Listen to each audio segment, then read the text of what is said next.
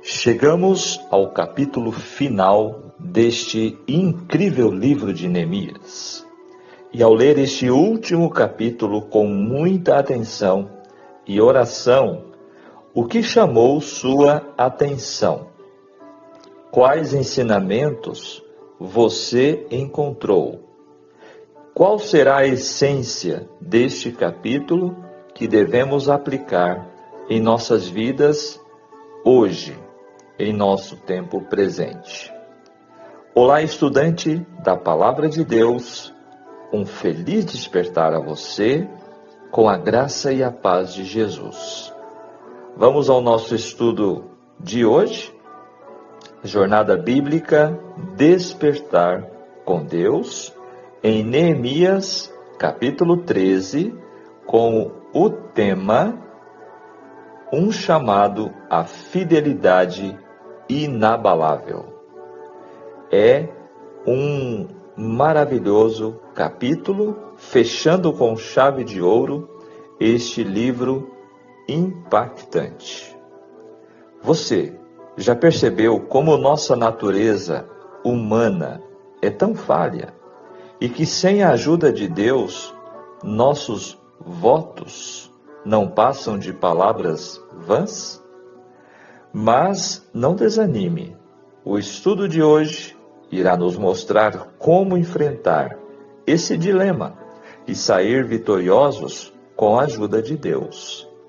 Você que tem acompanhado nossa jornada bíblica, a cada capítulo deve estar ciente do grande reavivamento, da renovação da aliança com Deus, que desde o capítulo 8 até o capítulo 12 e agora somos surpreendidos com uma nova situação de desobediência e de outros problemas terríveis. Neemias 13 não é meramente um epílogo, mas um espelho poderoso das lutas humanas contra o comodismo e o esquecimento. Este capítulo final serve como um registro pungente dos desafios persistentes que o povo de Israel enfrentou no passado, mesmo após a monumental obra de reconstrução dos muros e a renovação da aliança. Ele nos transporta para um cenário onde a ausência temporária do líder Neemias expõe as fragilidades espirituais e sociais que rapidamente se infiltraram, ameaçando assim desfazer todo o progresso arduamente conquistado. É uma narrativa que ressoa profundamente, revelando que a verdadeira restauração não se limita a estruturas físicas, mas se enraiza na fidelidade constante e na vigilância espiritual. Neemias 13 é, portanto, um lembrete contundente de que a manutenção da santidade e da ordem divina exige um compromisso inabalável. Neemias 13 marca o fim do reavivamento, mostrando a rapidez com que o povo voltou a pecar na ausência do líder. O capítulo destaca a necessidade da reforma contínua, reforma espiritual, separação do mal, fidelidade, com Neemias tomando medidas enérgicas para corrigir a profanação do sábado, casamentos mistos e a negligência com a casa de Deus. Neemias 13 serve como um alerta para a atualidade, lembrando que o compromisso com Deus exige vigilância e reforma contínua, não apenas após grandes eventos de consagração. São detalhes que vamos conhecer em nosso estudo a partir de agora. Essa é a nossa introdução apenas um resumo do contexto deste capítulo final. E eu convido você, não pare por aqui, pois este estudo ainda reserva muitos ensinamentos divinos e especiais. Já deixe o seu joinha, compartilhe, convide alguém para conhecer este canal, este projeto de estudo diário, capítulo a capítulo. E vamos agora à análise dos textos deste capítulo. Este capítulo traz uma espécie de final surpreendente para o livro. A fim de entendê-lo, deve-se saber que entre os capítulos 12 e 13, Neemias retornou para a Pérsia. À primeira vista, a frase "naquele dia" pode parecer que faz referência ao dia da dedicação descrito há pouco, no capítulo 12. Mas os versículos 6 e 7 tornam isso impossível. Assim como o versículo 10, o qual declara que naquele dia do capítulo 13, os levitas não estavam recebendo suas porções, apesar de que as tinham recebido na época da dedicação do capítulo 12. Então, Neemias retornou para a Pérsia entre os capítulos 12 e 13, e naquele dia, após o seu regresso, descobriu o que passou a ser o final surpreendente deste livro. Aquele povo devoto e dedicado haviam tropeçado em tentação, caído em pecados novamente, e agora estavam em desobediência. Este capítulo lida com 5 problemas cruciais. Primeiro, com estrangeiros, que eram pagãos. Segundo, o templo. Terceiro, os levitas. Quarto, o sábado. E quinto, o casamento misto. Especificamente, registra a separação dos estrangeiros, a purificação do templo, a restauração dos levitas, a aplicação do sábado e a condenação dos casamentos mistos. Versos 1 a 3, a primeira área de apostasia para o povo foi o seu relacionamento com os estrangeiros. Embora o capítulo 9, verso 2, declare que a geração de Israel se apartou de todos os estranhos, o povo mais uma vez permitiu estrangeiros em sua congregação. Relacionamentos entre o povo judeu e os não-judeus da terra fizeram com que os israelitas violassem o mandamento divino. Aqui estava a raiz do problema. Não que não deviam estar entre outros povos, mas não deviam se influenciar pelos seus costumes. Assim como hoje nós vivemos no mundo, mas não podemos ser deste mundo. A segunda maior área, nos versos 4 a 9, de apostasia, foi o fato de o sumo sacerdote ter permitido que um inimigo do Senhor vivesse na casa de Deus, ali no templo. Olha que coisa terrível. Eliasibe, o sumo sacerdote, permitiu que Tobias, um dos piores inimigos da reconstrução, construísse ali, instalasse na câmara grande do templo, que era usada para armazenar grãos e outros produtos. Na verdade, Tobias havia recebido acesso a vários cômodos do templo. Olha que coisa terrível. E então, assim, converteu a maldição em bênção. O amor e a soberania de Deus muitas vezes se revelam no fato de fazer todas as coisas cooperarem para o bem daqueles que amam a Deus. Da mesma maneira, a cruz, que era o símbolo da morte vergonhosa dos piores criminosos, foi transformada em símbolo de salvação eterna. Então, aqui vemos o segundo problema. Durante o governo de Neemias, Tobias manteve correspondência com líderes em Jerusalém, mas não podia entrar na cidade. E agora permitiram que este inimigo profanasse o templo, residindo em uma parte do mesmo.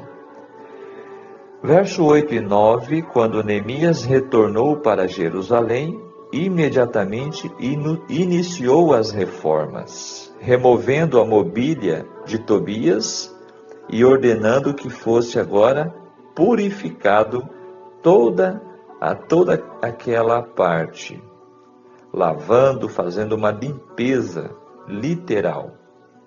Também vemos que ele pediu licença ao rei da Pérsia. A partir dessa passagem se sabem dos 2 períodos de Neemias como governador. Versos 10 e 11, o termo contender é muito usado pelos profetas para se dirigirem a Deus e apresentarem a Ele um caso legal contra seu povo errante. Então, nos versos 12 e 13, agora todo Judá trouxeram novamente os dízimos.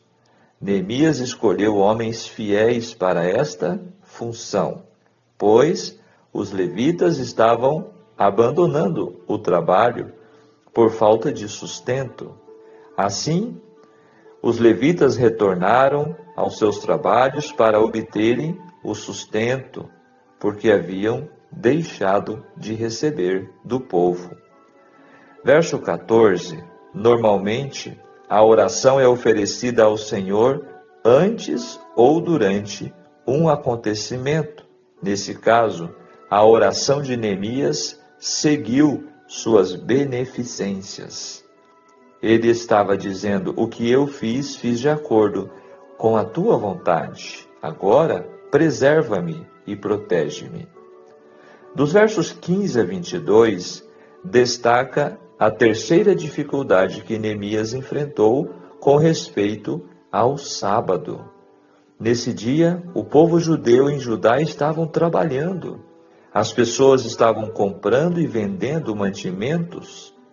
Os tírios traziam peixes e outras mercadorias que eram ali vendidas normalmente no santo dia do Senhor. E estas violações, elas haviam então colocado o povo em grande pecado. Neemias, ele destaca: protestei contra eles. Também estavam pisando uvas no lagar. E assim, a religião, no verso 15, nunca está no trono enquanto os sábados são descartados sob nossos pés. Isso vem como um alerta. Deus ordenou que Israel, no verso 17, não trabalhasse no sábado, mas descansasse em lembrança à criação e ao êxodo. O descanso do sábado, de pôr do sol a pôr do sol, devia ser honrado e observado. Assim, o ativo comércio de Jerusalém, aos sábados, violava diretamente a lei de Deus. Por isso, Neemias ordenou que as portas da cidade fossem fechadas todas as sextas-feiras antes que o sol declinasse, quando as horas dos sábados se aproximavam. Ele chamou a atenção do povo no verso 18. Não fizeram assim os vossos pais? A profanação do sábado está entre os pecados denunciados com mais intensidade pelos profetas. Então, Neemias lembra os judeus das grandes catástrofes ocasionadas por Nabucodonosor, que ocorreram como resultado da violação do quarto mandamento por seus antepassados. E agora, corrigindo este problema, no verso 19, antes do pôr do sol, os portões se fechavam. E assim, Neemias, ele enfrentou mais este problema ali na desobediência, na apostasia do povo. Ao agir assim, ele pretendia proteger os limites das horas sagradas do santo sábado de Deus. E sabe o que aconteceu? No verso 20 destaca que aqueles negociantes pernoitaram fora dos muros de Jerusalém, ali nas portas, nos portões. E isso, por 2 sábados, essa prática foi mantida. E quando Neemias soube disso, a interrompeu, ameaçando prender os comerciantes que novamente fossem encontrados com seus produtos perto da cidade no sábado. O povo eram realmente insistentes na prática do pecado, né? Como acontece até hoje. Agora os versos 23 e 24 destaca o problema dos casamentos mistos, que tinha sido tratado 30 anos antes, por Esdras, lá no capítulo 9. O povo tinha feito um concerto, jurando que nunca mais fariam isso.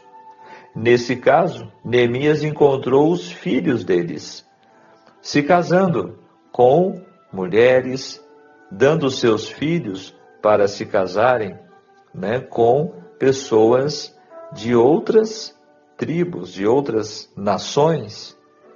E assim, o que estava acontecendo, até mesmo a língua, o idioma estava sendo corrompido. Destaca aqui que não sabiam falar judaico. O fato das crianças dos casamentos mistos não serem capazes de entender as leis sagradas na língua de Israel sugere que a educação religiosa deles era completamente inadequada. E é o que acontece hoje, quando uma pessoa que tem um princípio, uma fé diferente do outro, vai ser complicado educar esses filhos, porque um puxa para um lado e outro vai puxar para outro. Vai dar uma confusão. E é isso que aconteceu. Neemias chegou ao ponto, no verso 25, de arrancar os cabelos, no sentido aqui de que realmente ele estava perplexo com tudo aquilo que voltou a acontecer. E ele lembrou o povo, não pecou nisso Salomão? Retornando à mente do povo que Salomão havia se pervertido devido à união com mulheres pagãs. Vemos aqui também, no verso 28, o fato de um membro da família do sumo sacerdote, filhos de Joiada, ter feito esse tipo de aliança com o principal inimigo de Neemias era absurdo. Era um absurdo e humilhante. Então ele se tornou genro do sumo sacerdote. E foi esse que foi usado para constituir um novo sacerdócio samaritano com um templo no Monte Gerizim. Assim, o verso 29 destaca que foi contaminado a aliança sacerdotal, a aliança que Deus havia firmado com a tribo de Levi, com Arão e seus descendentes. A expulsão do genro de Sambalate de Jerusalém pode estar ligada com a edificação do templo dissidente dos samaritanos no Monte Gerizim. Olha só, a raiz aí de um grande problema que foi até os dias de Cristo. O livro, no verso 31, não termina no ponto alto, mas numa observação sobre o fracasso em atender aos compromissos, do capítulo 10, sobre a contínua necessidade de reforma, o povo de Deus não tinham chegado a um lugar de repouso. A história da vida de Neemias fornece muitos princípios de liderança efetiva que são válidos ainda hoje. Primeiro, tenha um propósito claro e o avalie sempre à luz da vontade de Deus. Nada impediu Neemias de se manter no caminho. Segundo, seja reto e honesto. Todos sabiam claramente o que Neemias queria e ele falava a verdade, mesmo quando seu objetivo era muito difícil de ser atingido. Terceiro, viva acima da reprovação. As acusações contra Neemias eram vazias e falsas. Quarto, seja uma pessoa de oração constante, recebendo poder e sabedoria de seu contato com Deus. Tudo que Neemias fazia glorificava a Deus. A liderança parece glamurosa, fascinante às vezes, mas ela é geralmente solitária, ingrata, cheia de pressões para se comprometer valores e padrões. Neemias foi capaz de alcançar um tremendo sucesso contra dificuldades incríveis, porque ele aprendera que não existe sucesso sem risco de fracasso, não existe recompensa sem trabalho duro, nem liderança verdadeira sem confiança em Deus. O tema deste livro é sobre a reconstrução da muralha de uma grande cidade, mas também sobre reavivamento espiritual, reconstruindo a dependência do povo em Deus. Quando tiramos nossos olhos de Deus, nossas vidas começam a desmoronar.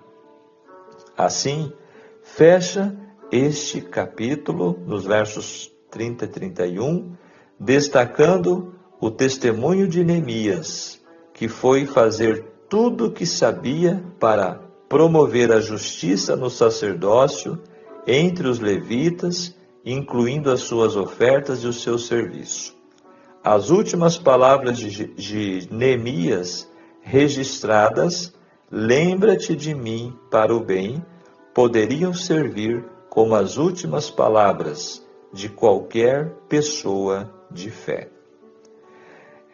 Estes são os comentários dos versículos. Agora nós temos um texto muito especial, destacando também este final do livro de Neemias.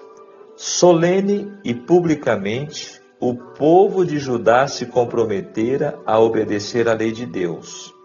Mas quando a influência de Esdras e Neemias esteve por algum tempo ausente, houve muitos que abandonaram o Senhor. Neemias havia voltado para a Pérsia. Durante sua ausência de Jerusalém, desenvolveram-se males que ameaçavam perverter a nação. Os idólatras não apenas haviam conseguido firmar pé na cidade, mas contaminaram por sua presença o próprio recinto do templo. Olha só, através de casamentos mistos, tinha surgido um parentesco entre Eliasibe, o sumo sacerdote, e Tobias, o amonita, grande inimigo de Israel. Como resultado desta aliança ilícita, Eliasibe permitira a Tobias ocupar um apartamento anexo ao templo, o qual era usado anteriormente para nele se recolherem o dízimo e as ofertas do povo. Por causa da crueldade e traição dos amonitas e moabitas para com Israel, Deus havia declarado por intermédio de Moisés que eles seriam para sempre separados da congregação do seu povo. Em desafio desta palavra, o sumo sacerdote tinha lançado fora as ofertas armazenadas na câmara da casa de Deus, a fim de que houvesse lugar para este representante de uma raça proscrita. Não seria possível mostrar maior desprezo a Deus do que conferir favor semelhante a este inimigo de Deus e da sua verdade. Ao retornar da Pérsia, Neemias soube da ousada profanação e tomou de pronto medidas para expulsar o intruso, dizendo: muito me desagradou, de sorte que lancei todos os móveis da casa de Tobias fora. Não somente havia o templo sido profanado, mas as ofertas tinham sido mal empregadas. Isso estava desencorajando a liberalidade do povo. Haviam perdido seu zelo e fervor e relutavam em pagar o dízimo. A tesouraria da casa do Senhor estava pobremente suprida. Muitos dos cantores e outros empregados nos serviços do templo, não recebendo sustento suficiente, haviam deixado a obra de Deus para trabalharem em outras partes. Outro resultado do intercâmbio com os idólatras foi a profanação do sábado, o sinal de distinção dos israelitas de todas as outras nações como adoradores do verdadeiro Deus. Neemias verificou que os mercadores pagãos, comerciantes dos países vizinhos que vinham a Jerusalém, tinham induzido muitos dos israelitas a se empenharem em negócios no sábado. Houve alguns que não puderam ser persuadidos a sacrificar o princípio, mas outros transgrediram e se uniram aos pagãos em seus esforços para vencer os escrúpulos dos mais conscienciosos. Muitos assim ousaram violar o sábado abertamente. Naqueles dias, escreveu Neemias, vi em Judá os que pisavam lagares no sábado e traziam feixes que carregavam sobre jumentos, como também vinho, uvas e figos, e toda casta de carga que traziam a Jerusalém, no dia de sábado. Este estado de coisas podia ter sido evitado se os chefes tivessem exercido a sua autoridade. Mas o desejo de impulsionar os seus próprios interesses tinha-os levado a favorecer a impiedade. Olha, que problema! Neemias destemidamente repreendeu-os por sua negligência do dever. Que mal é este que fazeis, profanando o sábado? Inquiriu asperamente Neemias. E agora, Neemias voltou sua atenção para o perigo que ameaçava Israel, representado pelas uniões matrimoniais e associação com os idólatras. Essas alianças ilícitas estavam causando grande confusão em Israel, pois alguns que nelas entraram eram homens de alta posição, chefes a quem o povo tinha o direito de olhar em busca de conselho e exemplo. Prevendo a ruína ante a nação, se fosse permitido que o mal prosseguisse, Neemias arrazoou fervorosamente com os que erraram. Alguns houve no sagrado ofício que pleitearam por suas esposas pagãs, declarando que não poderiam separar-se delas, mas nenhuma distinção foi feita, nenhuma consideração foi mostrada por classe ou categoria. Um neto do sumo sacerdote, havendo casado com uma filha do tristemente célebre Sambalá, não foi apenas removido do ofício, mas prontamente banido de Israel. Quanta angústia de alma esta necessária severidade de Neemias custou a ele. Somente o juízo revelará. Houve uma constante luta com elementos opositores e somente com jejum, humilhação e oração o progresso foi conseguido. Muitos que tinham casado com idólatras escolheram acompanhá-los ao exílio, e a estes, juntamente com os que tinham sido expulsos da congregação, uniram-se os samaritanos. Olha só, Nesta direção, alguns que tinham ocupado altos postos na obra de Deus encontraram o seu caminho e depois de algum tempo lançaram sua sorte com eles. Desejando fortalecer esta aliança, os samaritanos prometeram adotar mais amplamente a fé e os costumes judaicos, e os apóstatas, determinados a superar seus antigos irmãos, construíram um templo no Monte Gerizim, em oposição à casa de Deus em Jerusalém. Sua religião continuou a ser um misto de judaísmo e paganismo, e sua pretensão de ser povo de Deus foi uma fonte de cisma, emulação e inimizade entre as duas nações, de geração a geração. Então aqui confirma que esta classe de sacerdotes e líderes que foram expulsos de Jerusalém acabaram construindo, junto com os samaritanos, um templo no Monte Gerizim. Foi este que a mulher samaritana, na sua conversa com Jesus lá no poço de Jacó, falou a respeito do templo ali que eles adoravam. Interessante, aqui encontramos então a raiz do problema. Agora, na obra de reforma a ocorrer hoje, trazendo a experiência de Neemias para nossos dias, há necessidade de homens que, como Esdras e Neemias, não obscureçam ou desculpem o pecado, nem se esquivem de vindicar a honra de Deus. Aqueles sobre quem repousa o fardo desta obra não se sentirão em paz quando o erro é praticado, nem cobrirão o mal com o manto da falsa caridade. Eles se lembrarão que Deus não faz acepção de pessoas e que a severidade para com uns poucos pode representar misericórdia para com muitos.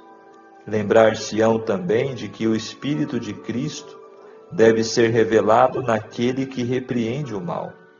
Em sua obra, Esdras e Neemias se humilharam perante Deus, confessando seus pecados, os pecados do povo, pleiteando perdão, como se fossem eles os ofensores. Pacientemente labutaram, oraram e sofreram. Os sucessos que acompanharam os esforços de Neemias mostram o que a oração, fé e ação sábia e enérgica podem realizar. Neemias não era sacerdote, não era profeta, não fez praça de altos títulos. Ele era um reformador surgido para um importante tempo. Seu alvo era pôr o seu povo em harmonia com Deus. Inspirado com grande propósito, ele pôs cada energia do seu ser na sua realização. Alta e irredutível integridade marcou os seus esforços.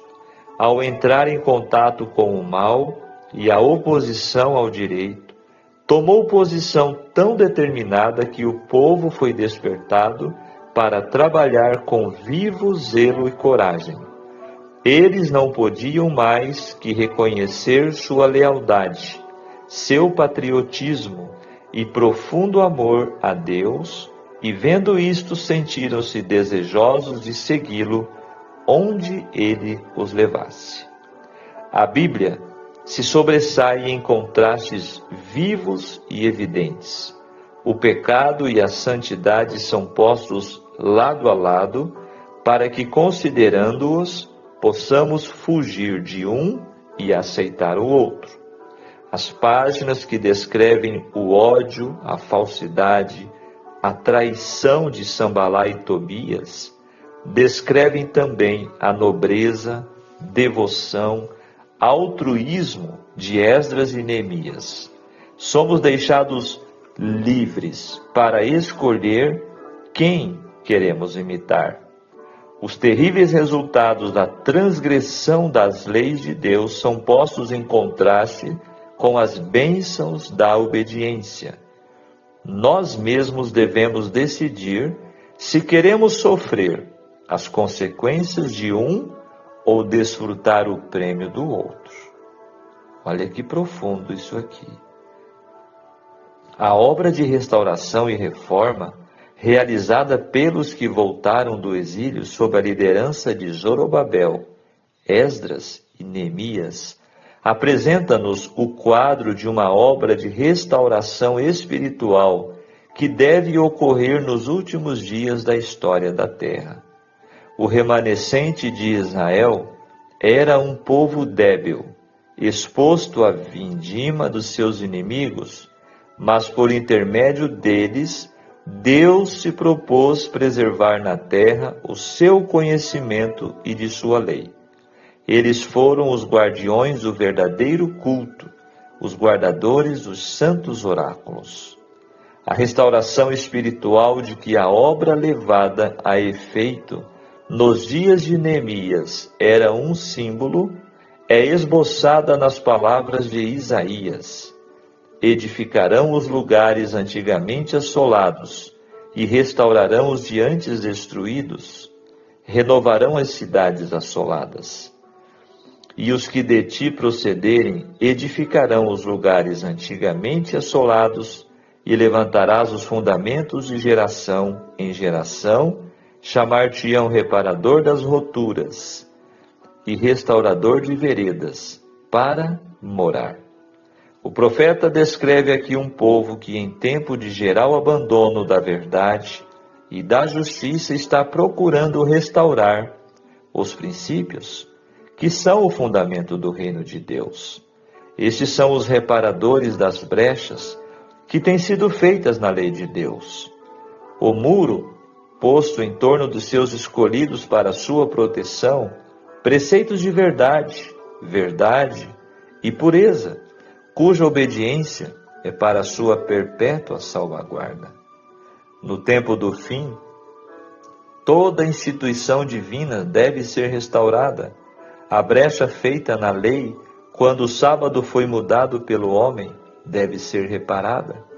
O remanescente de Deus, em pé diante do mundo como reformadores, deve mostrar que a lei de Deus é o fundamento de toda a reforma perdurável e que o sábado do quarto mandamento deve permanecer como memorial da criação, uma lembrança constante do poder de Deus. De maneira clara e distinta, devem apresentar a necessidade de obediência a todos os preceitos do Decálogo. Constrangidos pelo amor de Cristo, devem cooperar com Ele na reconstrução dos lugares assolados. Devem ser reparadores das roturas e restauradores de veredas para morar. Fecha a página 678 do livro Profetas e Reis, este texto fantástico, descrevendo em detalhes esta obra e este capítulo final de Neemias.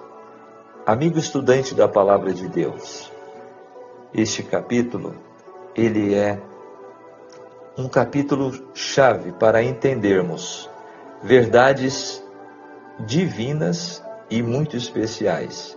Embora situado num contexto antigo, ressoa com temas e lições extremamente relevantes para os nossos dias atuais. A compreensão profunda deste capítulo oferece não apenas insights históricos, mas também guias práticos para a nossa vida, tanto individual quanto comunitária. Quero destacar, portanto, os pontos chaves de aplicação para nós hoje. Primeiro, a queda e a necessidade de vigilância constante. Bastou um pouco de ausência supõe-se que foram aí 12 anos de ausência e o povo voltou à prática dos pecados antigos. Portanto, precisamos vigiar constantemente. Vigilância constante. Nosso Senhor Jesus disse: vigiai e orai para que não caiais em tentação. Segundo ponto, a integridade da liderança. Nós vemos que os líderes espirituais em Jerusalém falharam, deram mau exemplo e eles assim levaram o povo a cair em pecados. Terceiro ponto, a santidade do espaço e do tempo. Profanaram o templo e também o sábado, o tempo sagrado. Portanto, eles profanaram tanto a casa de Deus quanto o tempo sagrado, o sábado, que Deus separou para santificar. Temos também a prioridade do sustento do ministério. O povo abandonou a fidelidade nos dízimos, nas primícias, e assim os levitas abandonaram suas funções e agora o problema piorou. Portanto, a obra de Deus precisa do seu apoio com seus dízimos, com suas ofertas, primícias, para que ela possa prosseguir. Também encontramos a pureza da fé e a proteção da identidade através do casamento misto com pessoas pagãs que não adoravam a Deus. Profundas dificuldades surgiram e Neemias precisou corrigir. Assim encontramos que a reforma deve ser contínua, um processo contínuo e progressivo. A vida cristã é uma jornada de santificação progressiva. E também encontramos a lição do poder da oração persistente. Neemias nos mostra que do começo ao fim, sua vida era pautada pela oração, dependência total de Deus e dedicação total. Quantos ensinamentos recebemos neste pequeno livro de Neemias, não é mesmo? Portanto, fechando o nosso estudo, Neemias 13 não é apenas o final de uma história, mas um manifesto atemporal sobre a vigilância espiritual e a persistência na fé. Ele nos confronta com a dura realidade de que a restauração é um processo contínuo, não um evento isolado. A jornada de fé, seja ela individual ou coletiva, exige, portanto, uma renovação constante do compromisso com Deus e com seus mandamentos. Que esta leitura e estudo de Neemias, todo o livro, mas aqui fechando o capítulo 13, nos inspire a uma autoanálise profunda. Onde estamos comprometendo nossa fé? Estamos apoiando a obra de Deus com integridade e generosidade?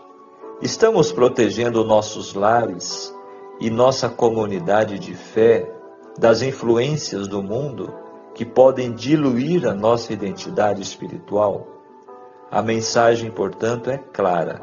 A fidelidade a Deus exige vigilância, ação e um coração que clama como o de Neemias.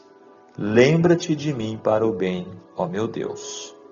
Que estas verdades nos impulsionem a viver vidas que verdadeiramente honrem a Deus, construindo um legado de fé.